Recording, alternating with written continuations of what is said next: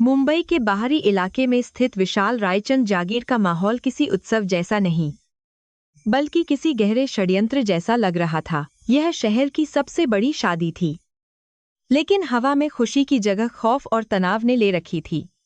ईशा शर्मा दुल्हन के कमरे में आईने के सामने बैठी थी। उसका चेहरा आंसुओं से भीगा हुआ था। लाल रंग का भारी जोहा, जो किसी भी लड़की का सपना होता है, आज उसे लोहे की जंजीरों जैसा लग रहा था। उसकी सौतेली माँ नलिनी ने उसे बाजू से पकड़कर जोर से झंझोजा और याद दिलाया कि अगर वह आज इस मंडप में नहीं गई तो उसके बीमार पिता को सड़क पर फेंक दिया जाएगा। कमरे के दूसरे कोने में ईशा की छोटी बहन रिया बेफिक्री से अपने नाखून संवार रही थी।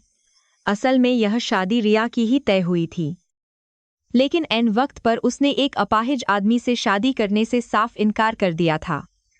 रिया ने क्रूरता से हंसते हुए कहा कि वह अपनी जवानी और खूबसूरती किसी व्हीलचेयर पर बैठे इंसान के लिए बर्बाद नहीं कर सकती, भले ही वह अरबपति ही क्यों न हो। ईशा के पास उनकी बात मानने के अलावा कोई चारा नहीं था। उसे एक ऐसी बलि का बकरा बनाया जा रहा था जिसकी किसी को परवाह नहीं थी, और उसे अपनी बहन का नाम लेकर घूंघट की आड़ में मंडप तक जाना था। नीचे हॉल में शहर के तमाम बड़े उद्योगपति, राजनेता और मशहूर हस्तियां जमा थीं, लेकिन उनकी आवाजें दबी हुई थीं। हर कोई दूल्हे आरव रायचंद के बारे में बात कर रहा था। 2 साल पहले तक वह व्यापार जगत का सबसे चमकता सितारा था, लेकिन एक भयानक एक्सीडेंट ने उसे दुनिया की नज़रों में एक लाचार अपाहिज बना दिया था। लोग कहते थे कि उस हादसे ने न सिर्फ उसके पैर छीने, बल्कि उसका चेहरा और रूह भी जला दी थी।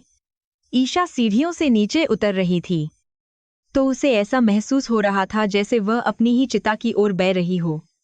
उसके पैर कांप रहे थे, लेकिन उसने अपने पिता की खातिर खुद को संभाला। मंडप के बीचों बीच आरव रायचंद अपनी विशेष रूप से डिजाइन की गई व्हीलचेयर पर बैठा था। उसका चेहरा सख्त और भावहीन था, और आंखों पर काला चश्मा लगा हुआ था जो उसकी भावनाओं को पूरी तरह छिपा रहा था। उसके पीछे उसके वफादार अंगरक्षक विक्रम की मौजूदगी किसी चट्टान जैसी थी। आरव को शादियों और रस्मों से सख्त नफरत थी, लेकिन अपने दादाजी की आखिरी वसीयत को पूरा करने और कंपनी पर अपना नियंत्रण बनाए रखने के लिए उसे यह नाटक करना पड़ रहा था। उसे इस बात से कोई फर्क नहीं पड़ता था कि उसकी पत्नी कौन है, क्योंकि उसकी दुनिया में प्यार के लिए कोई जगह नहीं थी। जैसे ही ईशा को मंडप में आरव के बगल में बैठाया गया, उसे एक अजीब सी ठंडक महसूस हुई। आरव से आने वाली आभा मंडल किसी बीमार इंसान की नहीं, बल्कि एक सोए हुए शेर की तरह थी। ईशा ने घबराहट में अपनी मुट्ठियां भींच लीं। तभी पंडित ने मंत्रोच्चारण शुरू किया और पवित्र अग्नि में घी डाला गया। लपटें ऊंची उठीं, और उस रोशनी में ईशा ने कनखियों से अपने होने वाले पति को देखा। आरव का जबड़ा सख्ती से भिंचा हुआ था, और उसके हाथों की नसें उभरी हुई थीं, जो यह बताने के लिए काफी थीं कि वह अंदर से कितना गुस्से में है। रस्मों के दौरान जब ईशा का हाथ आरव के हाथ के ऊपर रखा गया, तो आरव का शरीर एक पल के लिए अकड़ गया। ईशा की हथेली खुरदरी थी, जैसी किसी मेहनत करने वाली लड़की की होती है, न कि किसी नाहुक अमीर हादी की। आरव की इंद्रियां बहुत तेज थीं। उसने तुरंत महसूस कर लिया कि यह स्पर्श उस लड़की का नहीं हो सकता जिसके बारे में उसे बताया गया था। शर्मा परिवार की छोटी बेटी रिया को तो मखमल में पाला गया था। फिर ये मेहनतकश हाथ किसके थे? आरव ने अपना चश्मा थोड़ा नीचे किया और घूंघट के नीचे देखने की कोशिश की, लेकिन उसने अभी कुछ कहा नहीं। आरव रायचंद सिर्फ एक बिजनेसमैन नहीं था, वह अंडरवर्ल्ड की दुनिया का वह बेताज बादशाह था जिसे लोग परछाई के नाम से जानते थे। उसका एक्सीडेंट और उसका अपाहिज होना सब एक बहुत बड़ी योजना का हिस्सा था। वह अपने दुश्मनों को यह विश्वास दिलाना चाहता था कि वह कमजोर है, ताकि उसके आस्तीन के सांप बिलों से बाहर निकल आएं। आज इस शादी के मंडप में बैठकर उसने अपनी छठी इंद्रिय से भांप लिया कि उसके साथ धोखा किया जा रहा है। शर्मा परिवार ने दुल्हन बदल दी थी। उसके होंठों पर एक बहुत ही सूक्ष्म जानलेवा मुस्कान आ गई, जिसे किसी ने नहीं देखा। फेरे शुरू हुए और चूंकि आरव चल नहीं सकता था, पंडित ने रस्म को थोड़ा बदल दिया था। ईशा को अकेले ही अग्नि के चारों ओर फेरे लेने थे, जबकि आरव का हाथ एक कपड़े से उसके साथ बंधा हुआ था। यह दृश्य देखने वालों के लिए दया का पात्र हो सकता था, लेकिन ईशा के लिए यह एक अग्नि परीक्षा थी। वह हर फेरे के साथ प्रतिज्ञा ले रही थी, न सिर्फ एक पत्नी की, बल्कि अपने आत्मसम्मान की रक्षा करने की। वह जानती थी कि यह आदमी उसे कभी प्यार नहीं करेगा, लेकिन वह यह भी जानती थी कि वह अपनी मर्यादा कभी नहीं खोएगी, चाहे हालात कितने भी बुरे क्यों न हों। सिंदूर दान के समय आरव ने चुटकी भर सिंदूर उठाया। जैसे ही उसने ईशा की मांग भरी, ईशा की एक आंसू की बूंद टपककर आरव के हाथ पर गिर गई। वह बूंद तेजाब की तरह आरव को महसूस हुई। उसने मन ही मन सोचा कि यह लड़की या तो बहुत अच्छी अभिनेत्री है या फिर सच में मजबूर है, लेकिन उसकी दुनिया में दया के लिए कोई स्थान नहीं था। उसने सिंदूर लगा दिया और इस तरह ईशा रिया के नाम पर रायचंद खानदान की बहू बन गई। एक ऐसा रिश्ता जो झूठ की बुनियाद पर शुरू हुआ था, लेकिन जिसकी जड़ें बहुत गहरी और खूनी होने वाली थीं। विदाई का वक्त आया तो नलिनी और रिया ने मगरमच्छ के आंसू बहाने का पूरा नाटक किया। ईशा ने अपने पिता को दूर से देखा, जो व्हील चेयर पर बेहोश जैसे प्राय थे। शायद दवाइयों के असर से वह उनसे मिल भी नहीं सकी। कार में बैठते ही रायचंद जागीर का विशाल गेट उनके पीछे बंद हो गया, जैसे किसी जेल का दरवाजा बंद होता है। कार के अंदर सन्नाटा छाया हुआ था। आरव ने अपनी गर्दन पीछे टिका ली और आंखें मूंद लीं।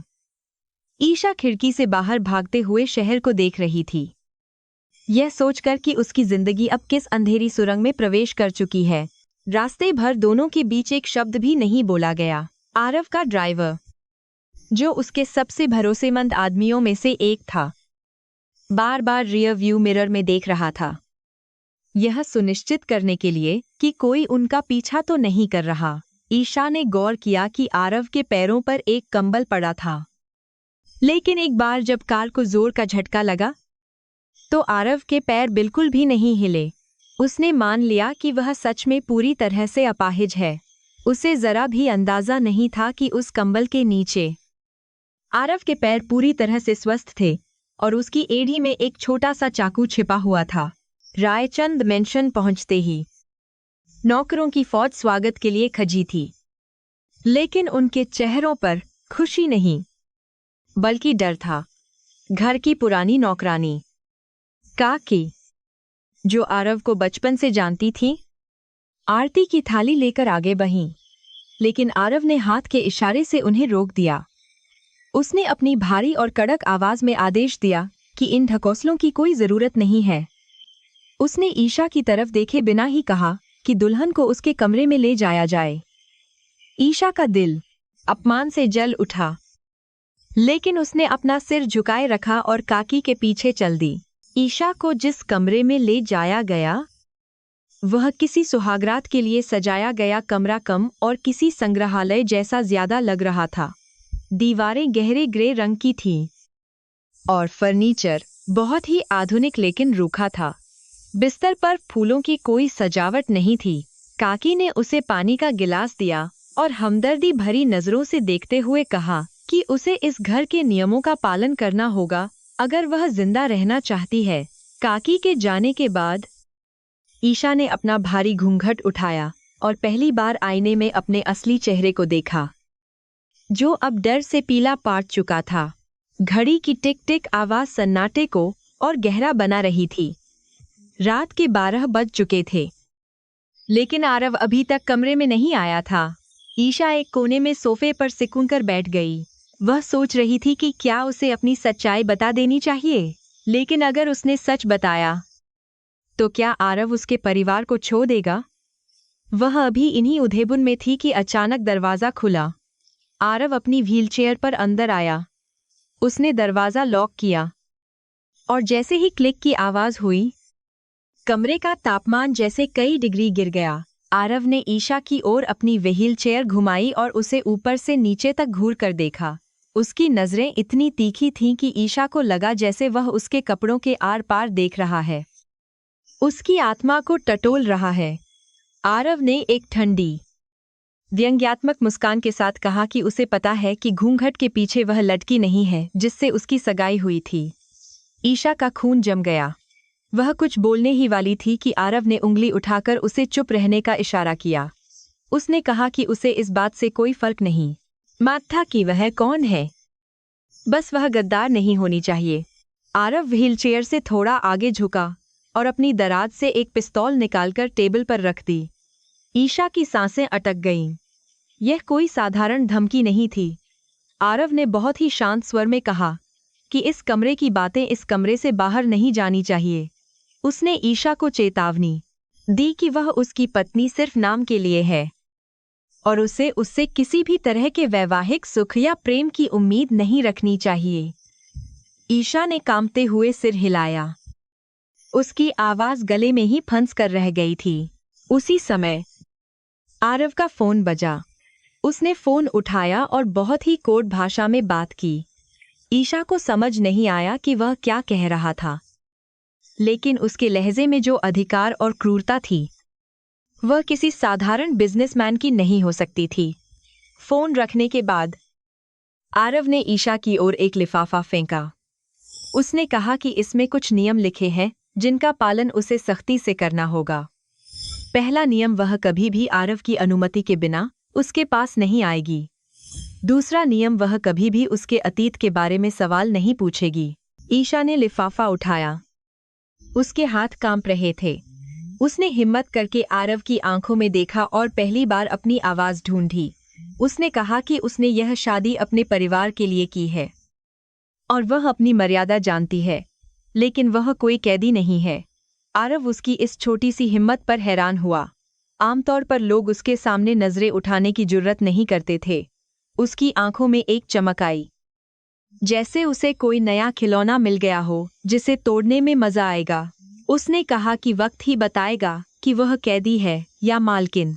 आरव ने अपनी व्हीलचेयर को बिस्तर के पास ले जाकर एक बटन दबाया, जिससे बिस्तर का एक हिस्सा उसके अनुकूल हो गया। उसने ईशा को सोफे की तरफ इशारा करते हुए कहा कि उसकी जगह वहां है। ईशा ने कोई विरोध नहीं किया। उसने अपना भारी लहू का जोहा संभाला और सोफे पर लेट गई। थकान और तनाव के कारण उसकी पलकें भारी हो रही थीं, लेकिन नींद कोसों दूर थी।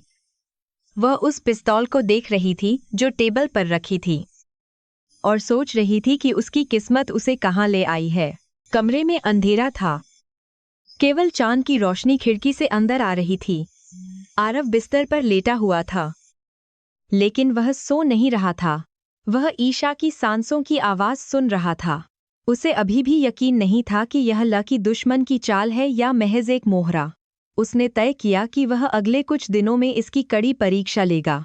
उसने अपनी मुट्ठी भींची और महसूस किया कि उसके मदद में लगाया पैरों की ताकत वापस आ रही है। वह दिन दूर नहीं जब वह इस व्हीलचेयर को छोड़कर दुनिया के सामने खड़ा होगा, लेकिन तब तक उसे इस नाटक को जारी रखना था। अचानक खिड़की के बाहर बगीचे में कुछ हलचल हुई। आरव के कान खड़े हो गए। उसने बिना कोई आवाज किए तकिए के नीचे से एक और चाकू निकाला। क्या उसकी शादी की रात ही दुश्मनों ने हमला करने का फैसला किया था? उसने कनखियों से ईशा को देखा, जो गहरी नींद में जा चुकी थी। अगर हमला हुआ तो यह लड़की बीच में आएगी। आरव के लिए यह एक उलझन थी।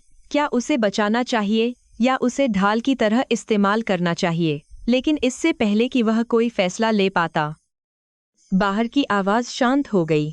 शायद वह सिर्फ हवा थी, या शायद कोई जासूस जो सिर्फ टोह लेने आया था। ईशा ने नींद में करवट बदली और उसके मुंह से एक हल्की सी सिसकी निकली। शायद वह सपने में रो रही थी।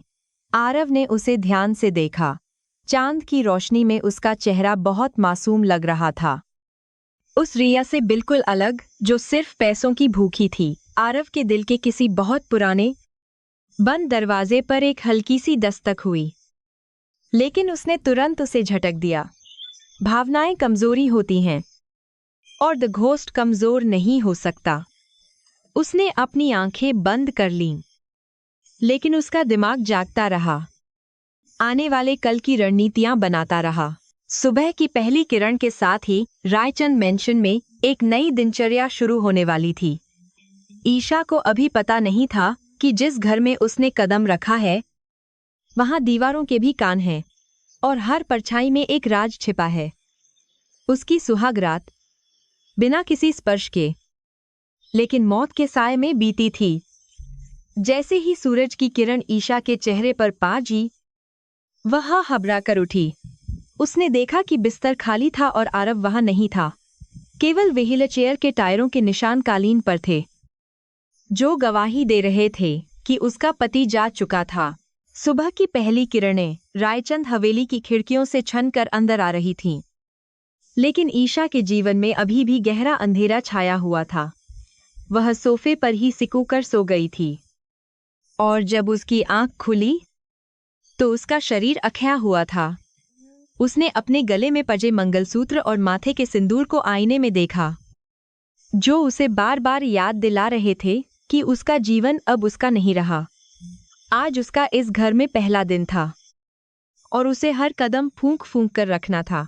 उसने जल्दी से स्नान किया और एक साधारण सी साड़ी पहनी, यह सोचकर कि सादगी ही उसकी एकमात्र ढाल है। जब ईशा तैयार होकर नीचे हॉल में पहुंची तो घर में अजीब सा सन्नाटा पसरा हुआ था। नौकर चाकर मशीनों की तरह काम कर रहे थे और किसी के चेहरे पर कोई भाव नहीं था। डाइनिंग टेबल के एक छोर पर आरव अपनी व्हीलचेयर पर बैठा था। उसके हाथ में अखबार था और सामने ब्लैक कॉफी का कप रखा था। ईशा ने दबे पाम वहां जाकर उसे सुप्रभात कहा, लेकिन आरव ने अखबार से नजरें हटाए बिना उसे पूरी तरह से नजरअंदाज कर दिया। ईशा को महसूस हुआ कि यहाँ उसकी हैसियत घर के फर्नीचर से ज्यादा कुछ नहीं है, जिसे मालिक जब चाहे इस्तेमाल करे या फेंक दे। नाश्ता परोसा गया और ईशा ने एक आदर्श पत्नी की तरह आरव की प्लेट में खाना डालने के लिए हाथ बढ़ाया। जैसे ही उसका हाथ आरव की प्लेट के पास पहुंचा, आरव ने अखबार नीचे पटक दिया और उसकी कलाई पकड़ी। उसकी पकड़ लोहे जैसी सख्त थी, जिससे ईशा की चीख निकलते निकलते रह गई। आरव ने अपनी ठंडी और क्रूर आंखों से उसे घूरते हुए कहा कि उसे किसी की दया या सेवा की जरूरत नहीं है, खासकर उस औरत की जिसे उसके परिवार ने खरीदा है। उसने ईशा का हाथ झटक दिया, जिससे ईशा का संतुलन बिगड़ गया और वह कुर्सी से टकरा गई। ईशा ने अपनी कलाई को सहलाते हुए आंसू पी लिए। उसने बहुत ही संयम के साथ जवाब दिया कि वह दया नहीं कर रही है, बल्कि अपना धर्म निभा रही है। उसने कहा कि चाहे आरव उसे पसंद करें या न करें, वह अब उनकी पत्नी है और उसकी जिम्मेदारी है कि वह उनका ख्याल रखे। आरव उसकी इस बेबाकी पर हैरान हुआ। आमतौर पर लोग उसकी एक दहान से काम जाते थे, लेकिन यह लड़की, जो देखने में इतनी नाजुक लग रही थी, उसकी आंखों में आंखें डालकर बात कर रही थी। आरव के मन में एक संदेह का बीज अंकुरित हुआ। क्या यह वाकई वही डरपोक लड़की है जिसके बारे में उसने सुना था? तभी डाइनिंग हॉल में एक भारी और कर्कश आवाज गूंजी। आरव की चाची मोहिनी, जो गहनों से लदी हुई थी, अपनी बेटी के साथ वहां आ पहुंची। उन्होंने ईशा को ऊपर से नीचे तक घृणा से देखा और व्यंग्य करते हुए कहा कि नई दुल्हन तो बिल्कुल नौकरानी जैसी लग रही है। मोहिनी ने आरव की तरफ इशारा करते हुए कहा कि एक अपाहिज आदमी के लिए ऐसी ही कमतर लड़की मिल सकती थी। ईशा का चेहरा अपमान से लाल हो गया, लेकिन उसे अपने अपमान से ज्यादा आरव के अपमान का बुरा लगा। उसने देखा कि आरव की मुट्ठियां टेबल के नीचे भींच गई थीं। ईशा से रहा नहीं गया। उसने अपनी जगह से खड़े होकर बहुत ही विनम्र लेकिन दृढ़ स्वर में मोहिनी को जवाब दिया। उसने कहा कि संस्कार कप्पों या गहनों से नहीं, बल्कि व्यवहार से झलकते हैं। उसने यह भी जोहा कि उसके पति की शारीरिक स्थिति उनकी कमजोरी नहीं है और किसी को भी उनके बारे में ऐसे शब्द बोलने का अधिकार नहीं है। पूरा हॉल सन्न रह गया। आज तक किसी ने भी मोहिनी के सामने जुबान खोलने की हिम्मत नहीं की थी। आरव ने कनखियों से ईशा को देखा। उसके चेहरे पर एक बहुत ही हल्की, लगभग अदृश्य मुस्कान थी। नाश्ते के बाद आरव अपने स्टडी रूम में चला गया और दरवाजा अंदर से लॉक कर लिया। जैसे ही वह अकेला हुआ, उसने अपनी व्हीलचेयर छोड़ दी और अपने पैरों पर खड़ा हो गया। वह पूरी तरह से स्वस्थ था और उसका शरीर किसी योद्धा जैसा गठीला था। वह कमरे में टहलने लगा, अपनी मांसपेशियों को खींचते हुए जो कुर्सी पर बैठने से अखल गई थीं। उसने अपने सबसे वफादार आदमी विक्रम को कॉल लगाया और आदेश दिया कि ईशा के पिछले जीवन की पूरी जांच की जाए। उसे जानना था कि यह लड़की सिर्फ भोली है या कोई बहुत शातिर खिलाड़ी जो उसके दिल में जगह बनाने की कोशिश कर रही है। इधर ईशा रसोई में थी, जहां रसोइये उसे घर के नियम समझा रहे थे। उसे पता चला कि आरव को खाने में क्या पसंद है और किस चीज से एलर्जी है। उसने यह भी जाना कि इस घर में आरव के लिए कोई भी खाना बनाने से पहले उसे चखना पड़ता है, क्योंकि उसे जहर दिए जाने का खतरा हमेशा बना रहता है। ईशा का दिल दहल गया। उसे एहसास हुआ कि आरव जिस गुस्से और कावाहट से भरा है, वह बेवजह नहीं है। वह एक ऐसी दुनिया में जी रहा था जहां उसका अपना खून भी उसका दुश्मन हो सकता था। ईशा ने तय किया कि वह आरव की सुरक्षा कवच बनेगी। शाम ढले। जब आरव अपने कमरे में लौटा, तो वह जानबूझकर अपनी व्हील चेयर से गिरने का नाटक करने लगा। ईशा दौड़कर आई और उसे उठाने की कोशिश की। आरव काफी भारी था, लेकिन ईशा ने पूरी ताकत लगाकर उसे सहारा दिया और बिस्तर पर बिठाया। इस प्रक्रिया में ईशा का हाथ आरव के पैरों पर गया। उसे एक पल के लिए झटका लगा। आरव के पैरों की मांसपेशियां सख्त और गठीली थीं, वैसी नहीं जैसी एक लकवाग्रस्त इंसान की होती है। ईशा की आंखों में एक सवाल उभरा, लेकिन उसने जल्दी से अपनी नजरें झुका लीं, यह सोचकर कि शायद उसे गलतफहमी हुई है। आरव ने ईशा की आंखों में वह संदेह देख लिया था। उसने तुरंत ईशा का चेहरा अपनी तरफ घुमाया और बहुत ही खतरनाक लहजे में पूछा कि वह क्या सोच रही है। उसकी आवाज में इतनी दहशत थी कि ईशा कांप उठी। उसने हकलाते हुए कहा कि कुछ नहीं, बस उसे लगा कि उन्हें चोट लगी है। आरव ने उसकी आंखों में गहराई से देखा, यह जांचने के लिए कि क्या उसने सच पकड़ लिया है। उसने चेतावनी दी कि वह अपनी सीमा में रहे और ज्यादा दिमाग न लगाए, वरना अंजाम बहुत बुरा होगा। ईशा ने डरते हुए सिर हिलाया और पीछे हट गई। रात का खाना कमरे में ही लाया गया। तनाव इतना घना था कि उसे चाकू से काटा जा सकता था। आरव ने खाना खाते हुए भी ईशा पर नजर रखी। उसे यह समझ नहीं आ रहा था कि यह लड़की उसके दुश्मनों की जासूस है या सच में कोई साधारण इंसान। उसने फैसला किया कि वह उसे और कजी परीक्षाओं से गुजारेगा। उसने ईशा से कहा कि उसके पैरों में दर्द हो रहा है और उसे तेल मालिश करनी होगी। यह एक और जाल था। अगर ईशा मालिश करती तो उसे पक्का पता चल जाता कि उसके पैर ठीक हैं। आरव देखना चाहता था कि सच जानने के बाद वह क्या करती है। ईशा हिचकिचाई, लेकिन उसने तेल की शीशी उठाई। जैसे ही उसने आरव के पैरों पर तेल लगाना शुरू किया, उसके हाथ कांप रहे थे। उसकी उंगलियों ने महसूस किया कि त्वचा के नीचे मांसपेशियां सक्रिय हैं और उनमें रक्त का प्रवाह सामान्य है। अब उसे यकीन हो गया था कि कुछ गड़बड़ है। एक लकवाग्रस्त व्यक्ति के पैर इतने स्वस्थ नहीं हो सकते। ईशा का दिल होली है जोर जोर से धड़कने लगा। वह समझ गई कि आरव कोई साधारण बीमारी का नाटक नहीं कर रहा, बल्कि इसके पीछे कोई गहरा राज है। लेकिन उसने अपने चेहरे पर कोई भाव नहीं आने दिया और चुपचाप अपना काम करती रही। आरव लेटा हुआ था, लेकिन उसकी हर इंद्रिय ईशा की प्रतिक्रिया को नोट कर रही थी। जब ईशा ने कोई सवाल नहीं पूछा और न ही चौंकी, तो आरव को और भी ज्यादा शक हुआ, या तो यह लड़की बहुत ज्यादा मूर्ख है या फिर बहुत ही मंझी हुई खिलाड़ी जो सब कुछ जानकर भी अनजान बन रही है। उसने ईशा को जाने का इशारा किया। ईशा ने राहत की सांस ली और अपने सोने की जगह पर चली गई। लेकिन उस रात दोनों में से कोई भी चैन से नहीं सो पाया।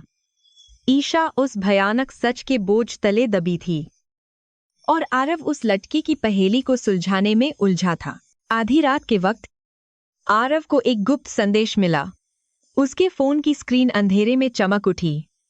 संदेश में लिखा था कि उसके चाचा, जो कंपनी के वर्तमान सीईओ थे, कल एक बड़ी बोर्ड मीटिंग बुला रहे हैं ताकि आरव को मानसिक रूप से अक्षम घोषित करके कंपनी से बाहर निकाला जा सके। आरव के चेहरे पर एक शैतानी मुस्कान आ गई। परछाई के जागने का वक्त आ गया था। उसने ईशा की तरफ देखा जो गहरी नींद में थी। कल का दिन बहुत बड़ा होने वाला था और जाने अनजाने में ईशा इस खेल का एक मोहरा बनने वाली थी। अगली सुबह का सूरज एक तूफान लेकर आने वाला था। ईशा सुबह जल्दी उठ गई और पूजा की थाली तैयार करने लगी। उसे नहीं पता था कि आज उसे सिर्फ घर के अंदर ही नहीं बल्कि बाहरी दुनिया के सामने भी अग्नि परीक्षा देनी होगी। आरव ने उसे बुलाया और कहा कि आज वह उसके साथ ऑफिस जाएगी। ईशा हैरान थी, लेकिन उसने कोई सवाल नहीं किया। आरव चाहता था कि दुनिया देखे कि उसके पास एक पत्नी है जो उसकी कमजोरी नहीं बल्कि उसकी ढाल बन सकती है। यह शतरंज की बिसात पर आरव की पहली चाल थी। रायचंद परिवार द्वारा आयोजित हाई टी पार्टी शहर के सबसे महंगे क्लब के आलीशान लॉन में चल रही थी। यह पार्टी कहने को तो नई बहू के स्वागत के लिए रखी गई थी, लेकिन असल में इसका मकसद आरव और ईशा को समाज के सामने नीचा दिखाना था। ईशा ने एक साधारण लेकिन खूबसूरत साड़ी पहनी थी, जबकि वहां मौजूद बाकी महिलाएं महंगे डिजाइनर गाउन और भारी हीरे के गहनों में लदी हुई थीं। जैसे ही ईशा आरव की व्हीलचेयर को धकेलते हुए अंदर आई, सबकी निगाहें उन पर टिक गईं। हवा में फुसफुसाहट तैरने लगी और उन नहरों में सम्मान कम और तमाशा देखने की उत्सुकता ज्यादा थी। आरव का चेहरा पत्थर की तरह सख्त था, मानो उसे इन लोगों की मौजूदगी से कोई फर्क नहीं पड़ता। ईशा की सौतेली मां नलिनी और बहन रिया पहले से ही वहां मौजूद थीं, जो अपनी जीत का जश्न मना रही थीं। रिया ने हाथ में शैंपेन का गिलास ले रखा था और वह अपनी सहेलियों के साथ जोर जोर से हंस रही थी। जैसे ही उसने ईशा को देखा, वह एक बनावटी और जहरीली मुस्कान के साथ आगे बढ़ी। रिया ने ईशा को गले लगाने का नाटक करते हुए उसके कान में फुसफुसाया कि वह कितनी खुशकिस्मत है जो इस मरे हुए रिश्ते और एक अपाहिज की सेवा करने से बच गई। उसने आरव की तरफ इशारा करते हुए कहा कि एक व्हीलचेयर पर बैठे पति के साथ सुहागरात कैसी रही होगी। यह सोचकर ही उसे हंसी आती है। तभी आरव की चाची मोहिनी, जो परिवार की सबसे शातिर और जहरीली सदस्य मानी जाती थीं, वहां आ धमकीं। उन्होंने अपनी भारी आवाज में कहा कि रायचंद खानदान की किस्मत ही फूट गई है जो घर में एक नौकरानी जैसी दिखने वाली बहू आई है। उन्होंने सबके सामने आरव का मजाक उड़ाते हुए कहा कि जो मर्द अपने पैरों पर खड़ा नहीं हो सकता, वह न तो बिस्तर संभाल सकता है और न ही इतना भारा बिजनेस। वहां मौजूद मेहमानों में से कुछ लोग दबी हुई हंसने लगे। यह अपमान सिर्फ आरव का नहीं था, बल्कि ईशा के अस्तित्व और उसके सिंदूर पर भी एक गहरी चोट थी। ईशा अब और चुप नहीं रह सकती थी। उसका सब्र का बांध टूट चुका था। उसने आरव की व्हीलचेयर के पीछे से हटकर सबके सामने कदम बढ़ाया। उसकी आंखों में आंसू नहीं, बल्कि एक ऐसी आग थी जिसने सबको चौंका दिया। उसने मोहिनी की आंखों में आंखें डालकर कहा कि एक इंसान की असली ताकत उसके पैरों में नहीं, बल्कि उसके इरादों और चरित्र में होती है। उसने कहा कि आरव रायचंद वो शेर है जो घायल होकर भी 100 गीदड़ों पर भारी पड़ता है। उसने रिया की तरफ मुड़कर कहा कि जो औरत अपने पति की इज्जत नहीं कर सकती, वह चाहे कितने भी महंगे कपड़े पहन ले, उसकी सोच 2 कौए की ही रहती है। पूरे लॉन में सन्नाटा छा गया, यहाँ तक कि पक्षियों की चहचहाहट भी बंद सी हो गई। किसी ने उम्मीद नहीं की थी कि यह सीधी सादी और डरी हुई दिखने वाली लड़की इस तरह पलटवार करेगी। मोहिनी का चेहरा गुस्से से लाल हो गया और रिया का मुंह खुला का खुला रह गया, मानो उसे लकवा मार गया हो। आरव ने धीरे से अपना सिर उठाया और ईशा को देखा। आज पहली बार उसे ईशा की आंखों में वह वफादारी दिखी जो दुनिया की किसी भी दौलत से नहीं खरीदी जा सकती थी।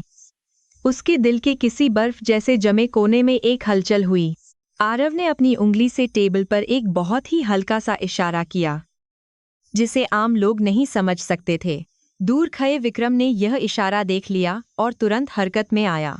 कुछ ही पलों में एक वेटर, जो ट्रे में गर्म सूप और रंगीन ड्रिंक्स लेकर जा रहा था, गलती से रिया और मोहिनी के पास लसकाया। गर्म सूप और चिपचिपा जूस उनकी महंगी साड़ियों और गाउन पर गिर गया। रिया चीख पड़ी और मोहिनी बदहवासी में अपने कपड़े झाड़ने लगी। उनका पूरा मेकअप, नकली शान और घमंड एक पल में मिट्टी में मिल गया। वहां मौजूद लोग जो अभी आरव पर हंस रहे थे, अब अपनी हंसी छुपाने की कोशिश कर रहे थे, क्योंकि ननारा ही कुछ ऐसा था। आरव के होंठों पर एक बहुत ही बारीक विजयी मुस्कान आई, जिसे केवल ईशा ने देखा। उसने ईशा का हाथ पकड़ा, जो अभी भी गुस्से और एड्रेनालाइन से कांप रही थी, और उसे वहां से चलने का इशारा किया।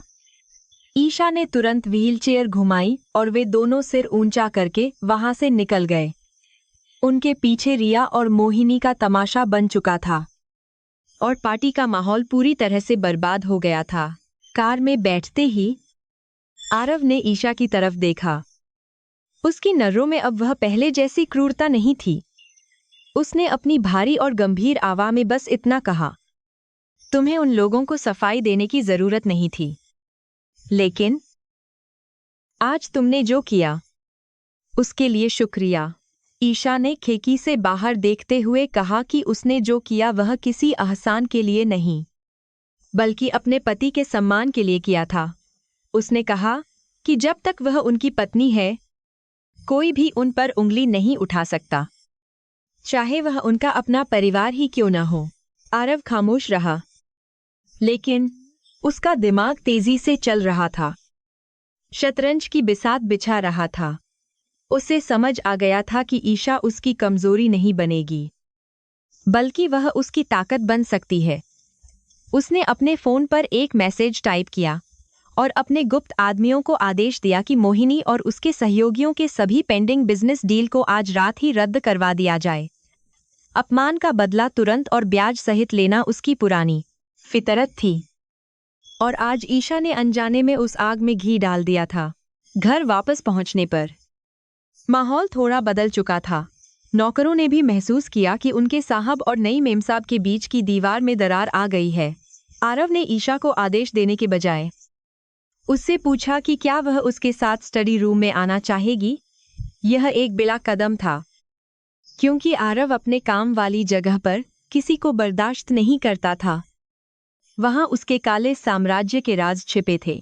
स्टडी रूम में आरव ने ईशा को एक फाइल दी।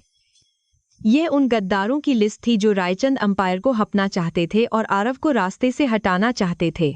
ईशा ने फाइल खोली और उसे हैरानी हुई कि इसमें उसकी अपनी सौतेली माँ और पिता के कुछ पुराने कर्जदारों का भी नाम था। आरव ने उसे बताया कि दुनिया वैसी नहीं है जैसी वह देखती है।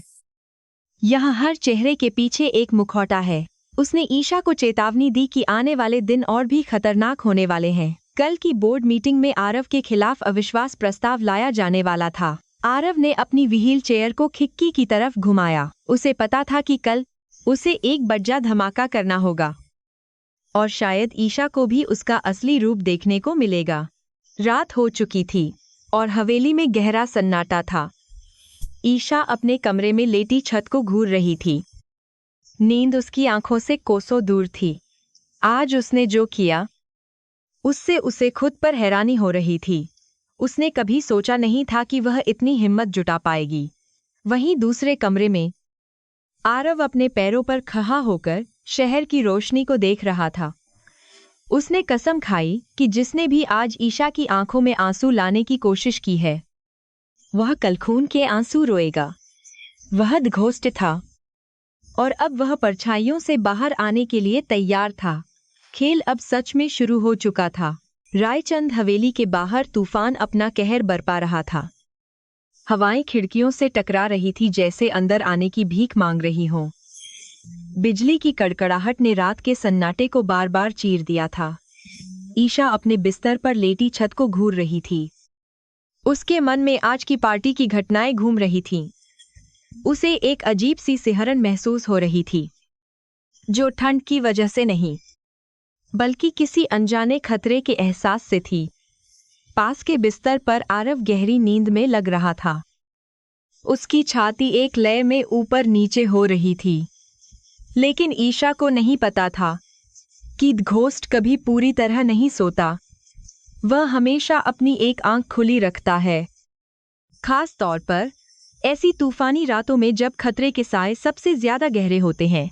अचानक ईशा को कांच टूटने की बहुत ही धीमी आवाज सुनाई दी, जो तूफानी हवाओं के शोर में लगभग दब गई थी। वह सतर्क होकर उठ बैठी और अंधेरे में देखने की कोशिश करने लगी। उसका दिल जोर जोर से धड़कने लगा। क्या यह उसका वहम था? उसने आरव की तरफ देखा, जो अभी भी शांत लेटा था। तभी कमरे का दरवाजा बहुत ही सावधानी से खुला और 3 काले साए अंदर दाखिल हुए। उनके हाथों में साइलेंसर लगी पिस्तौलें थीं, जो बिजली की चमक में एक पल के लिए चमकीं। ईशा की सांसें गले में अटक गईं। ये साधारण चोर नहीं थे, ये पेशेवर हत्यारे थे जो आरव की जान लेने आए थे, इससे पहले कि हत्यारे आरव के बिस्तर तक पहुंच पाते। ईशा ने अपनी जान की परवाह किए बिना छलांग लगा दी। वह आरव के ऊपर ढाल बनकर लेट गई और जोर से चिल्लाई, आरव, उठो। हत्यारे इस अचानक हुए हमले से एक पल के लिए ठिठक गए। उन्हें उम्मीद नहीं थी कि एक डरपोक दिखने वाली लड़की मौत के सामने दीवार बनकर खड़ी हो जाएगी। सबसे आगे खड़े हत्यारे ने अपनी बंदूक ईशा के सिर पर तान दी और क्रूरता से मुस्कुराया। ईशा ने अपनी बंदूक ईशा के सिर पर उन्ने खड़ी हो जाएगी, आंखें कसकर बंद कर लीं।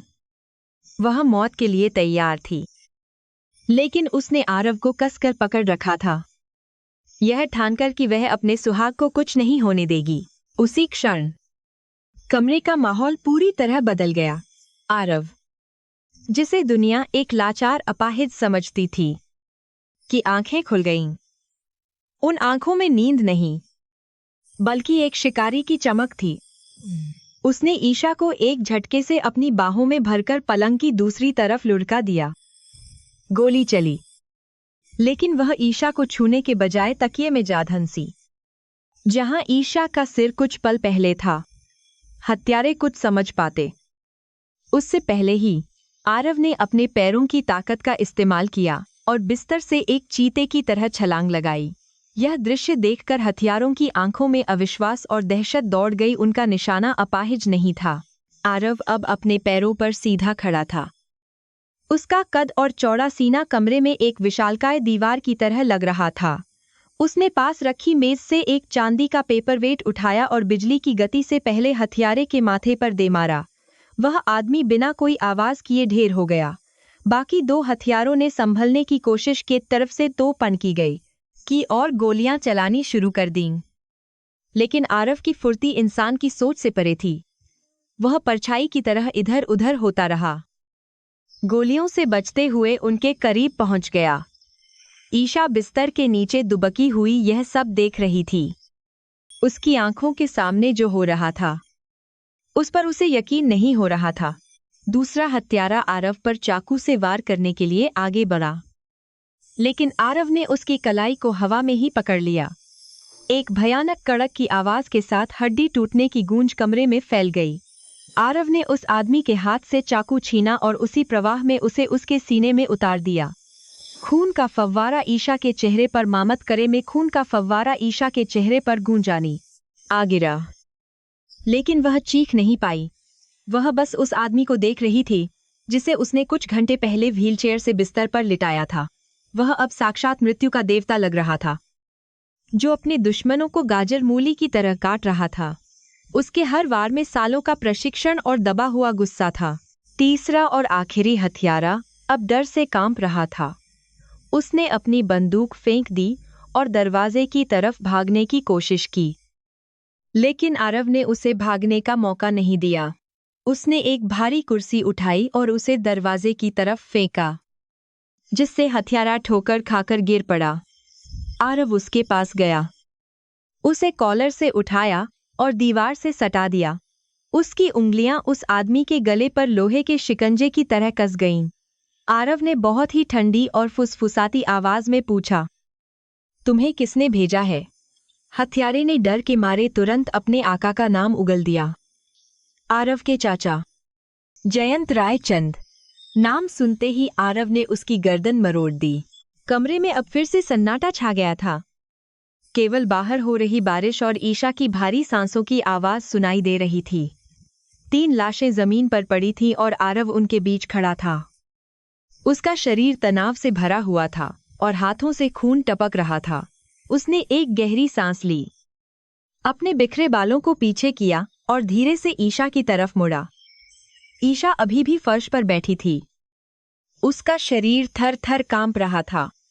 वह समझ नहीं पा रही थी कि उसे खुश होना चाहिए कि आरव जिंदा है या डरना चाहिए कि उसने एक राक्षस से शादी की है। उसका पूरा अस्तित्व ही हिल गया था।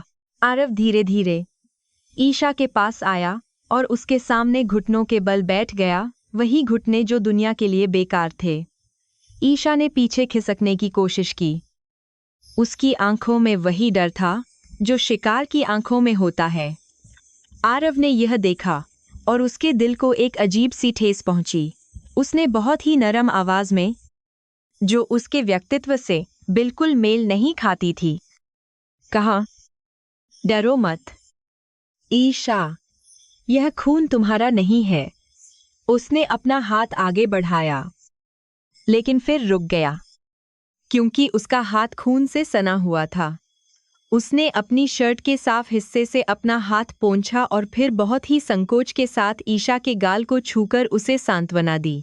ईशा ने कांपते हुए आरव के पैरों की तरफ देखा और फिर उसकी आंखों में उसके होंठ फड़फड़ाए और एक ही सवाल बाहर आया, तुम चल सकते हो। आरव ने एक पल के लिए अपनी आंखें बंद की और फिर सहमति में सिर हिलाया। उसने ईशा का हाथ अपने हाथ में लिया और उसे अपने सीने पर रखा, जहां उसका दिल अभी भी तेजी से धड़क रहा था। उसने कहा, हाँ, मैं चल सकता हूँ। मैं द घोस्ट हूँ और यह मेरी असली दुनिया है। मैंने तुम्हें बचाने के लिए अपना सबसे बड़ा राज खोल दिया है। ईशा, अब मेरी जिंदगी तुम्हारी मुट्ठी में है। यह एक बहुत बड़ा जुआ था जो आरव ने खेला था। तभी दरवाजे पर भारी कदमों की आहट हुई। विक्रम अपने हथियारबंद साथियों के साथ कमरे में दाखिल हुआ। लाशों का ढेर और आरव को अपने पैरों पर खड़ा देखकर वह एक पल के लिए चौंक गया, लेकिन तुरंत स्थिति को समझ गया। उसने अपने आदमियों को लाशें हटाने और कमरे को साफ करने का आदेश दिया, जैसे वहां कभी कुछ हुआ ही न हो। विक्रम ने आरव को एक चिंतित नजर से देखा और पूछा कि क्या वह ठीक है। आरव ने ईशा की तरफ देखते हुए कहा कि वह ठीक है, लेकिन अब खेल का तरीका बदलना होगा। अब छिपने का समय खत्म हो चुका था, अब शिकार करने का समय था। विक्रम और उसके आदमियों ने बहुत ही पेशेवर तरीके से काम किया। कुछ ही मिनटों में खून के धब्बे साफ कर दिए गए, टूटे हुए कांच हटा दिए गए और लाशें गायब कर दी गईं। कमरे में फिर से लेवेंडर की खुशबू छिड़क दी गई। अगर कोई अब कमरे में आता तो उसे यकीन ही नहीं होता कि यहाँ मौत का नंगा नाच हुआ है। ईशा सोफे पर बैठी यह सब देख रही थी, जैसे वह किसी गैंगस्टर फिल्म का हिस्सा बन गई हो। उसे एहसास हुआ कि जिस सादगी और गरीबी से वह आई थी, वह दुनिया अब बहुत पीछे छूट चुकी है। उसने अनजाने में ही शैतान के साथ सौदा कर लिया था और अब वापस लौटने का कोई रास्ता नहीं था। आरव ने बाथरूम में जाकर अपने हाथ और चेहरे से खून धोया। जब वह बाहर आया तो उसने एक साफ कुर्ता पजामा पहन रखा था। वह ईशा के पास गया और उसके सामने एक गिलास पानी रखा। ईशा ने गिलास लिया। उसके दांत गिलास के रिम से टकराकर कटकटा रहे थे।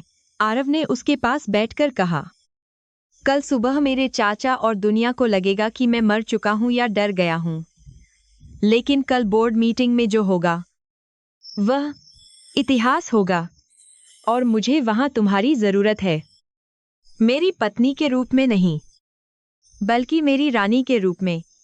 उसने ईशा को अपनी योजना समझाई, जो जितनी खतरनाक थी उतनी ही शानदार भी। ईशा ने पानी पिया और एक लंबी सांस ली।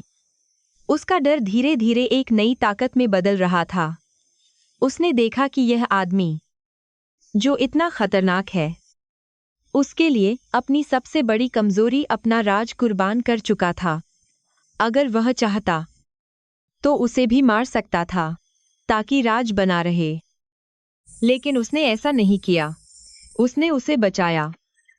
ईशा ने आरव की आंखों में देखा और दृढ़ता से कहा, मैं तुम्हारे साथ हूं। अगर यह दुनिया नरक है तो हम दोनों मिलकर इसमें राज करेंगे। आरव के चेहरे पर एक गर्व भरी मुस्कान आ गई। उसे पता चल गया था कि उसने सही जीवनसाथी को चुना है। सुबह होते होते खबर फैल गई कि रायचंद हवेली में रात को हमला हुआ था। जयंत रायचंद अपने घर पर शैंपेन की बोतल खोल रहा था, यह सोचकर कि उसका भतीजा अब तक मर चुका होगा। उसने तुरंत बोर्ड के सदस्यों को फोन किया और आपातकालीन बैठक बुलाई ताकि वह खुद को नया चेयरमैन घोषित कर सके। उसे जरा भी अंदाजा नहीं था कि वह अपनी ही कब्र खोद रहा है। इधर रायचंद हवेली में आरव अपने खास सूट में तैयार हो रहा था। उसने व्हीलचेयर को एक कोने में धक्का दे दिया। आज वह दुनिया के सामने अपने पैरों पर चलकर जाएगा, और उसके साथ उसकी ताकत। ईशा कदम से कदम मिलाकर चलेगी। गाड़ियों का काफिला रायचंद हेडक्वार्टर के लिए निकला। इस बार आरव गाड़ी की पिछली सीट पर ईशा के बगल में बैठा था और उसने उसका हाथ कसकर पकड़ रखा था। शहर की सड़कें बारिश के बाद धुली हुई और साफ लग रही थीं, जैसे प्रकृति भी नए राजा के स्वागत की तैयारी कर रही हो। ईशा ने आरव को देखा। उसका आत्मविश्वास, उसकी आभा, सब कुछ बदल गया था। वह अब एक बीमार पति नहीं, बल्कि मुंबई का बेताज बादशाह लग रहा था। ईशा ने भी अपनी कमर सीधी कर ली। आज उसे भी दुनिया को दिखाना था कि परछाई की पत्नी होना क्या मायने रखता है। शर्मा निवास में आज सुबह से ही जश्न का माहौल था। नलिनी और रिया ड्राइंग रूम में बैठकर उन पैसों और उपहारों की गिनती कर रहे थे जो उन्होंने ईशा को रायचंद परिवार में बेचकर हासिल किए थे। रिया अपने नए आईफोन में व्यस्त थी। चेहरे पर एक क्रूर संतोष था कि वह उस अपाहिज और बदसूरत आदमी से बच गई। नलिनी हंसते हुए कह रही थी कि अब उस मनहूस ईशा का चेहरा कभी नहीं देखना पड़ेगा और वे उन पैसों से यूरोप घूमने जाएंगे। उन्हें जरा भी भनक नहीं थी कि उनकी यह खुशी बुलबुले की तरह फूटने वाली है और उनका सबसे बुरा सपना उनके दरवाजे पर दस्तक देने वाला है। अचानक घर के बाहर टायरों की चीखने की तेज आवाजें सुनाई दीं। पूरा मोहल्ला खिड़कियों से झांकने लगा। काले रंग की 5 लग्जरी एसयूवी कारों का एक काफिला उनके छोटे से घर के सामने आकर रुका। यह दृश्य किसी बॉलीवुड फिल्म के गैंगस्टर सीन जैसा था। बीच वाली कार सबसे महंगी थी, जिस पर रायचंद का झंडा लगा था। नलिनी और रिया घबराकर दरवाजे की ओर दौड़े। उन्होंने सोचा कि शायद ईशा को घर से निकाल दिया गया है और वे उसे वापस छोड़ने आए हैं। नलिनी ने पहले ही सोच लिया था कि वह ईशा को घर में घुसने नहीं देगी। गाड़ी का दरवाजा खुला और ईशा बाहर निकली, लेकिन यह वह ईशा नहीं थी जो 2 दिन पहले सिर झुकाकर विदा हुई थी। उसने एक बेहद कीमती बनारसी साड़ी पहनी थी। गले में हीरे का हार चमक रहा था और उसकी चाल में एक नई रानी जैसी गरिमा थी। नलिनी उसे देखकर जल भुन गई। वह चिल्लाई, अरे कुलच्छनी, तू यहाँ क्या कर रही है? किस तेरे पति ने तुझे घर से निकाल दिया? खबरदार। जो अंदर कदम रखा। रिया भी पीछे से हंसते हुए बोली, दीदी, तुम्हारा वह लंगड़ा पति कहाँ है? क्या उसे व्हीलचेयर समेत सीढ़ियों से नीचे फेंक दिया? रिया की बात पूरी भी नहीं हुई थी कि कार का दूसरा दरवाजा खुला। एक चमचमाता हुआ काला जूता जमीन पर रखा गया। फिर सबको चौंकाते हुए एक लंबा, चौड़ा, गठीले बदन वाला आदमी कार से बाहर निकला और अपनी पूरी लंबाई तक सीधा खड़ा हो गया। वह कोई और नहीं, आरव रायचंद था। उसने अपना काला चश्मा उतारा और नलिनी रिया को ऐसी नजरों से देखा जैसे शेर हिरन को देखता है। रिया के मुंह से चीख निकल गई और नलिनी के हाथ से पानी का गिलास छूटकर गिर गया, जिसे वे अपाहिज समझ रहे थे। वह उनके सामने एक पहाड़ की तरह खड़ा था। आरव ने अपने कोट के बटन बंद किए और बड़े बड़े कदम बढ़ाते हुए ईशा के बगल में आ खड़ा हुआ। उसने अपना बायां हाथ ईशा की कमर पर रखा, उसे अपनी सुरक्षा में लेते हुए। उसकी मौजूदगी इतनी भारी थी कि हवा भी थम सी गई थी। आरव ने अपनी कड़क और रौबदार आवाज में कहा, अपनी जुबान को लगाम दो।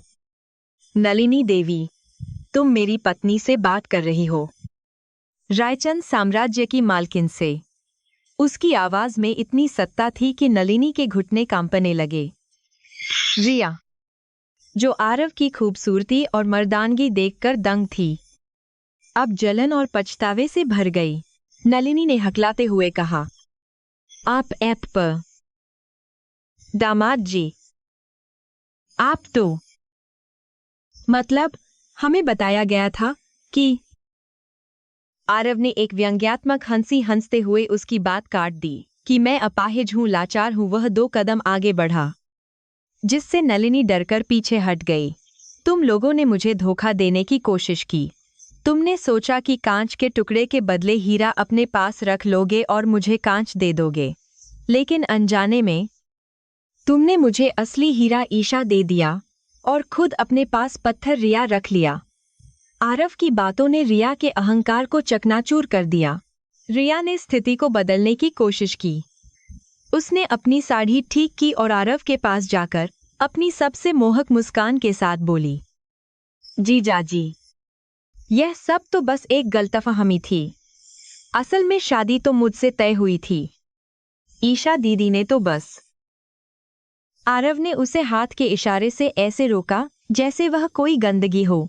मेरे पास आने की कोशिश भी मत करना, उसने घृणा से कहा। मुझे धोखेबाज और बिकाऊ औरतें सख्त नापसंद हैं। ईशा की पैर की धूल भी तुमसे ज्यादा कीमती है। रिया का चेहरा अपमान से पीला पड़ गया और वह रोने लगी। आरव ने फिर विक्रम को इशारा किया। विक्रम ने एक ब्रीफ केस नलिनी के सामने खोल दिया। उसमें पैसे नहीं, बल्कि कानूनी दस्तावेज थे। आरव ने कहा, यह तुम्हारे घर के कागज हैं और तुम्हारे पति के इलाज के सारे बिल। आज तक तुम लोगों ने ईशा के साथ जो भी किया, उसका हिसाब करने में आया हूं। तुम लोग कर्ज में डूबे हुए हो और तुम्हारे सारे काले कारनामे, जुए की लत, सब मेरे पास रिकॉर्ड है। नलिनी के पैरों तले जमीन खिसक गई। उसे एहसास हुआ कि वह जिस शेर की मूंछ उखाड़ने की सोच रही थी, वह उसे जिंदा निगल सकता है। आरव की आवाज अब और भी सर्द हो गई। मेरे पास 2 रास्ते हैं, या तो मैं अभी पुलिस को बुलाऊं और तुम दोनों को धोखाधड़ी और घरेलू हिंसा के आरोप में जेल भिजवा दूं, जहां तुम अपनी बाकी जिंदगी सड़ाओगी, या फिर। वह रुका और ईशा की तरफ देखा। तुम अभी। इसी वक्त ईशा के पैरों में गिरकर उससे माफी मांगोगी और कसम खाओगी कि आज के बाद तुम उसकी परछाई से भी दूर रहोगी। शर्मा निवास के बाहर सन्नाटा छाया हुआ था। पड़ोसी भी सांस रोके यह तमाशा देख रहे थे। नलिनी का अहंकार बहुत बड़ा था, लेकिन जेल जाने का डर उससे भी बड़ा था। उसने कांपते हुए ईशा की तरफ देखा। ईशा अब कोई बेचारी लड़की नहीं लग रही थी। वह किसी देवी की मूर्ति की तरह शांत और अटल खड़ी थी। नलिनी और रिया ने धीरे धीरे, शर्मिंदगी के आंसुओं के साथ, घुटने टेक दिए। उन्होंने ईशा के पैर पकड़े और माफी मांगी। ईशा ने अपनी सौतेली माँ और बहन को अपने पैरों में गिरे देखा। उसे खुशी नहीं हुई, बस एक अजीब सी मुक्ति महसूस हुई। आज उसका अतीत पूरी तरह से मिट गया था। ईशा ने आरव का हाथ कसकर पकड़ लिया और कहा, चलो यहाँ से। आरव, मुझे अब यहाँ एक पल भी नहीं रुकना। आरव ने सिर हिलाया।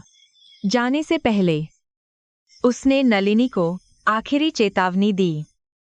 अगर आज के बाद तुम लोगों ने मेरे ससुर जी, यानी ईशा के पिता, को जरा सी भी तकलीफ दी या ईशा से संपर्क करने की कोशिश की, तो मैं तुम्हारा वो हश्र करूंगा कि तुम्हारी आने वाली 7 पुश्तें भी काम उठेंगी। याद रखना, मैं सिर्फ एक बिजनेसमैन नहीं हूँ। लोग मुझे परछाई कहते हैं। यह नाम सुनकर नलिनी की रही सही हिम्मत भी जवाब दी गई। आरव और ईशा वापस अपनी कार की ओर मुड़े। विक्रम ने दरवाजा खोला और ईशा को इज्जत के साथ अंदर बिठाया।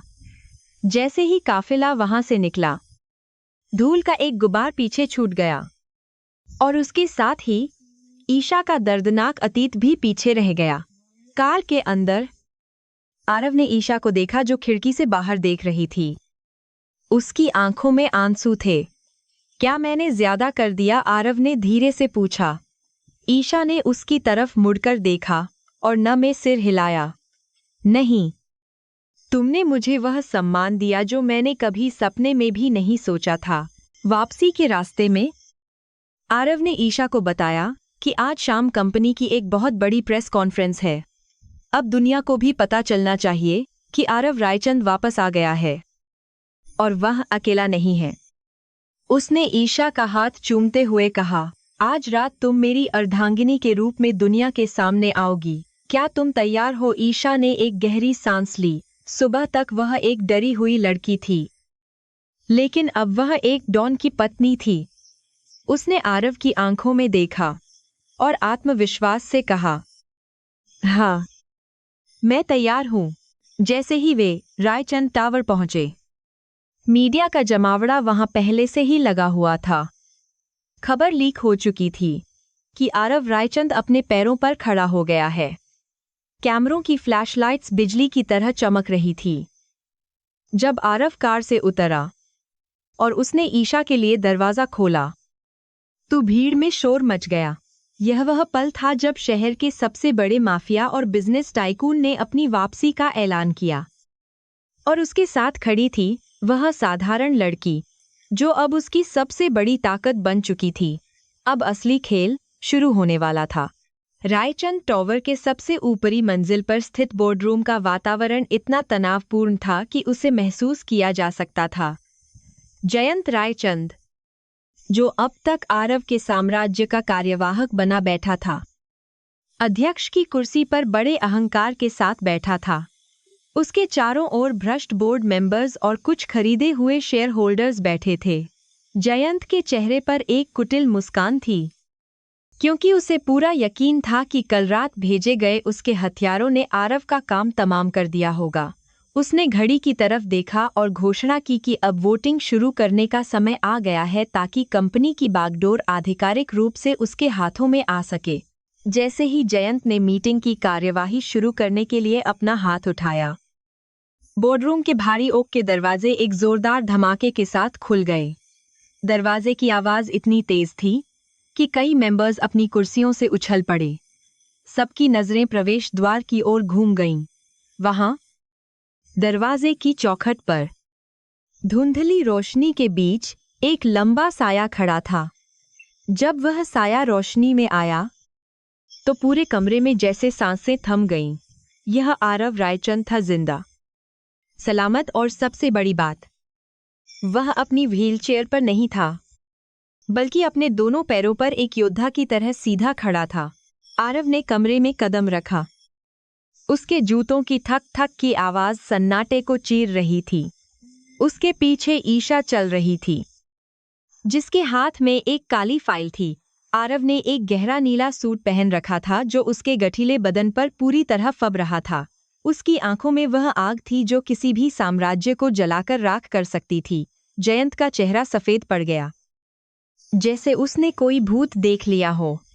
वह अपनी कुर्सी से खड़ा होने की कोशिश करने लगा, लेकिन उसके पैर कांप रहे थे।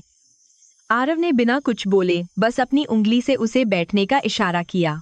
ईशा ने आगे बढ़कर वह काली फाइल मेज के बीचों बीच पटक दी। फाइल की आवाज किसी बम धमाके से कम नहीं थी। उसने अपनी नजरें जयंत पर जमाई और बहुत ही शांत लेकिन दृढ़ स्वर में कहा, मिस्टर जयंत, यह कंपनी मेरे पति के खून पसीने से बनी है और आप जैसे परजीवी इसे हड़प नहीं सकते। बोर्ड मेंबर्स हैरान थे। उन्होंने हमेशा ईशा को एक कमजोर और सीधी सादी लड़की समझा था, लेकिन आज वह शेरनी की तरह दहाड़ रही थी। ईशा ने फाइल खोली और प्रोजेक्टर का रिमोट दबाया। जिससे दीवार पर जयंत के काले कारनामों का चिट्ठा खुलने लगा। स्क्रीन पर वह सब कुछ दिखने लगा जिसे जयंत ने सालों से छिपा रखा था। मनी लॉन्ड्रिंग के सबूत, विदेशी खातों के विवरण और सबसे भयानक वह ऑडियो रिकॉर्डिंग जिसमें वह आरव के एक्सीडेंट और कल रात के हमले की योजना बना रहा था। जयंत ने घबराकर चिल्लाना शुरू कर दिया। उसने दावा किया कि यह सब झूठ है, मॉर्फ्ड वीडियो है। उसने कमरे में मौजूद सुरक्षा कर्मियों को, जो असल में उसके गुंडे थे, इशारा किया। उसने आदेश दिया, इस पागल और इसकी पत्नी को धक्के मारकर बाहर निकालो, यह सब एक साजिश है। 4 हट्टे-कट्टे सुरक्षाकर्मी आरव की ओर लपके। वे सोच रहे थे कि एक आदमी जो सालों से व्हीलचेयर पर था उनका मुकाबला कैसे करेगा, लेकिन वे भूल गए थे कि वे घोस्ट से भिड़ने जा रहे थे। जैसे ही पहला आदमी आरव के पास पहुंचा, आरव ने उसकी कलाई पकड़ी और उसे हवा में ऐसे घुमाया जैसे वह कोई गुड़िया हो। एक ही वार में वह आदमी मेज पर जा गिरा, जिससे कांच का जग चकनाचूर हो गया। ईशा अपनी जगह से हिली तक नहीं। उसे अपने पति की ताकत पर पूरा भरोसा था। वह जानती थी कि आज हिसाब पूरा होगा। बाकी 3 गुंडे भी एक साथ आरव पर टूट पड़े। आरव ने अपनी फुर्ती का प्रदर्शन करते हुए एक किक दूसरे गुंडे के सीने पर मारी, जिससे वह उड़ता हुआ दीवार से जा टकराया। तीसरे ने पीछे से हमला करने की कोशिश की, लेकिन आरव ने बिना पीछे देखे ही अपनी कोहनी उसके मुंह पर दे मारी।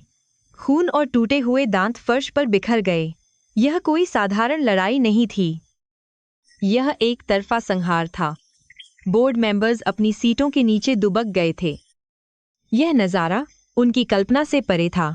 आरव की हर चाल सधी हुई और घातक थी। जयंत अब पूरी तरह से अकेला पड़ चुका था। उसके सारे मोहरे पिट चुके थे और उसका खेल खत्म हो गया था। हताशा में उसने अपनी जैकेट के अंदर से एक लोडेड पिस्तौल निकाली और सीधे ईशा के सिर पर तान दी। उसने पागलों की तरह हंसते हुए कहा, अगर मैं डूबा तो तुम सबको लेकर डूबूंगा। आरव एक कदम और आगे बढ़ाया तो तुम्हारी यह प्यारी पत्नी की खोपड़ी उड़ा दूंगा। पूरा कमरा फिर से जम गया। ईशा की सांस अटक गई, लेकिन उसने अपनी आंखों में डर नहीं आने दिया। वह आरव की तरफ देख रही थी। आरव रुका नहीं। उसने जयंत की आंखों में आंखें डालकर एक कदम आगे बढ़ाया। जयंत की उंगली ट्रिगर पर दबने ही वाली थी कि तभी एक सनसनाती हुई आवाज आई। आरव ने अपनी कलाई घड़ी के नीचे छिपा एक बहुत ही छोटा और तेज चाकू बिजली की गति से फेंका था। चाकू सीधे जयंत की कलाई में जाकर धंस गया। जयंत दर्द से चीख पड़ा और पिस्तौल उसके हाथ से छूटकर दूर जा गिरी। इससे पहले कि वह संभल पाता, आरव ने छलांग लगाई और उसे दबोच लिया। उसने जयंत को कॉलर से उठाया और कांच की दीवार से सटा दिया। नीचे शहर का ट्रैफिक रेंग रहा था और ऊपर 50वीं मंजिल पर जयंत मौत के रूबरू था। आरव ने उसका गला दबाते हुए कहा, मैंने तुम्हें चाचा कहकर बहुत मौके दिए, लेकिन तुमने हर बार मेरी पीठ में छुरा भोंका। आज यह रिश्ता और तुम्हारा खेल दोनों खत्म। जयंत गिड़गिड़ाने लगा, भीख मांगने लगा, लेकिन आरव की आंखों में दया की कोई जगह नहीं थी। तभी दरवाजा खुला और पुलिस कमिश्नर विक्रम के साथ अंदर आए। विक्रम ने सही समय पर पुलिस को सारे सबूत भेज दिए थे। जयंत को अब कानून के हवाले करना ही सबसे बड़ी सजा थी। पुलिस ने जयंत को हथकड़ी लगाई और उसे घसीटते हुए बाहर ले गई। वह आदमी जो कल तक इस शहर का राजा बनने के सपने देख रहा था, अब एक अपराधी की तरह सिर झुकाए जा रहा था। बोर्ड मेंबर्स जो जयंत का साथ दे रहे थे, अब आरव से माफी मांगने के लिए गिड़गिड़ाने लगे। आरव ने अपने सूट को ठीक किया और ईशा की ओर बढ़ा। उसने ईशा के चेहरे को अपने हाथों में लिया और पूछा, क्या तुम ठीक हो? ईशा ने मुस्कुराते हुए सिर हिलाया। उसने देखा कि आरव के माथे पर पसीने की बूंदें थी, लेकिन उसकी आंखों में सुकून था। मीटिंग फिर से शुरू हुई, लेकिन इस बार माहौल बिल्कुल अलग था। आरव अध्यक्ष की कुर्सी पर बैठा, और ईशा उसके दाहिने हाथ की तरफ। किसी में भी अब आरव की बात काटने की हिम्मत नहीं थी। आरव ने ऐलान किया कि कंपनी अब नए सिरे से काम करेगी और गद्दारों के लिए इसमें कोई जगह नहीं होगी। उसने ईशा को कंपनी का नया डायरेक्टर नियुक्त किया, यह कहते हुए कि जिस व्यक्ति ने मौत के सामने खड़े होकर भी उसका साथ नहीं छोड़ा, वही इस साम्राज्य को संभालने के लायक है। यह ईशा के लिए एक नई शुरुआत थी, एक ऐसी पहचान जो उसने खुद कमाई थी। शाम होते होते यह खबर जंगल की आग की तरह फैल गई कि रायचंद ग्रुप में तख्तापलट नाकाम हो गया है और आरव रायचंद वापस आ गया है। ऑफिस से बाहर निकलते वक्त कर्मचारियों ने कतार बनाकर आरव और ईशा का अभिवादन किया। यह डर नहीं, बल्कि सम्मान था।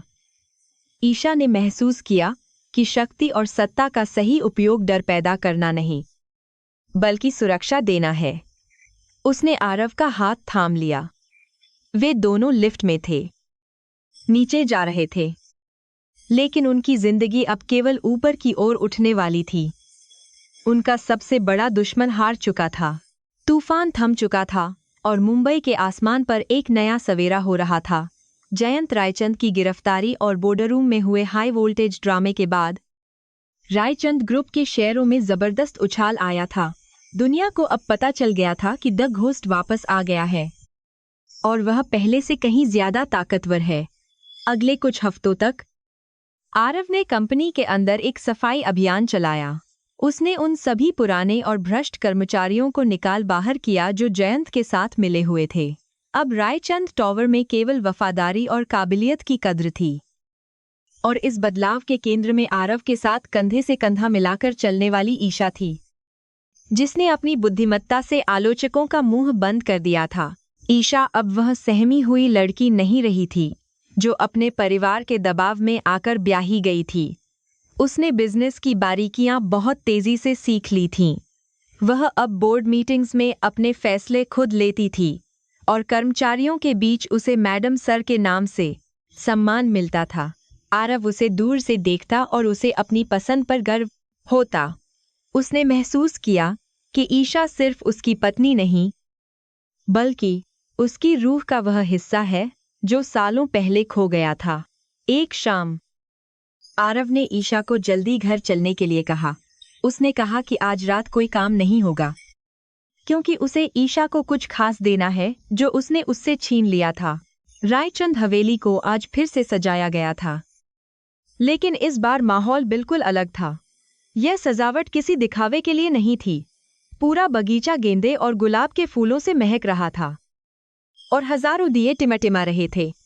जब ईशा वहां पहुंची तो वह हैरान रह गई। आरव, जो एक शानदार शेरवानी में था, उसके पास आया और उसका हाथ थाम लिया। उसने ईशा की आंखों में देखते हुए कहा, हमारी पहली शादी एक समझौता थी, एक नाटक था जिसमें हम दोनों फंस गए थे। तुमने एक अपाहिज से शादी की थी, लेकिन मैं चाहता हूं कि तुम आज एक पूर्ण पुरुष, अपने असली पति से शादी करो। क्या तुम मुझसे फिर से शादी करोगी? ईशा की आंखों में खुशी के आंसू छलक आए। यह वह पल था जिसका सपना हर लड़की देखती है, सम्मान और प्रेम के साथ स्वीकार किए जाने का। उसने कोई शब्द नहीं कहा, बस आरव के गले लग गई। इस बार कोई मजबूरी नहीं थी, कोई डर नहीं था। यह दो रूहों का मिलन था जिन्होंने आग और खून के बीच एक दूसरे को पाया था। आरव ने उसके माथे को चूमा और उसे मंडप की ओर ले गया। इस बार मंडप में कोई भी बाहरी मेहमान नहीं था, कोई मीडिया नहीं था और न ही कोई मतलबी रिश्तेदार। वहां सिर्फ वे लोग थे जो वास्तव में उनकी परवाह करते थे, विक्रम, काकी और ईशा के पिता, जो अब पूरी तरह स्वस्थ हो रहे थे। पंडित जी ने मंत्रोच्चारण शुरू किया।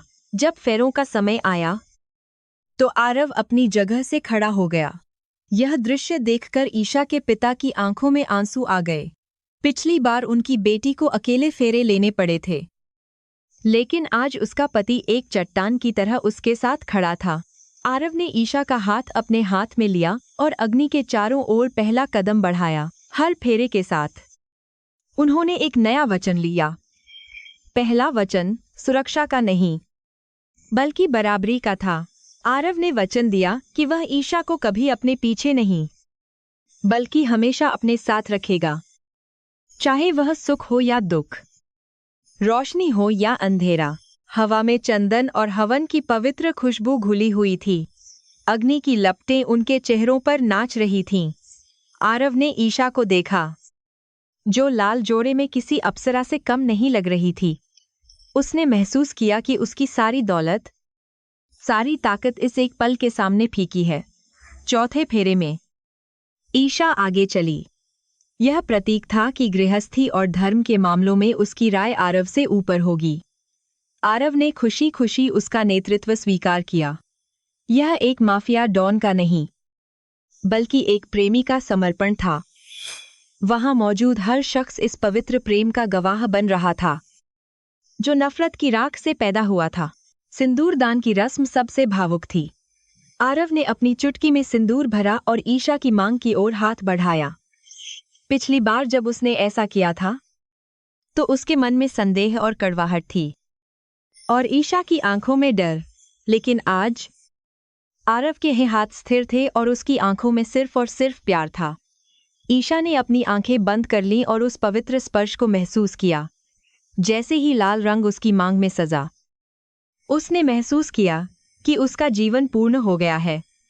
वह अब सिर्फ ईशा शर्मा नहीं, बल्कि ईशा आरव रायचंद थी, रायचंद साम्राज्य की असली रानी। शादी की रस्मों के बाद आरव और ईशा हवेली की छत पर गए, जहां से पूरा मुंबई शहर दिखाई देता था। शहर की रोशनी नीचे सितारों की तरह चमक रही थी।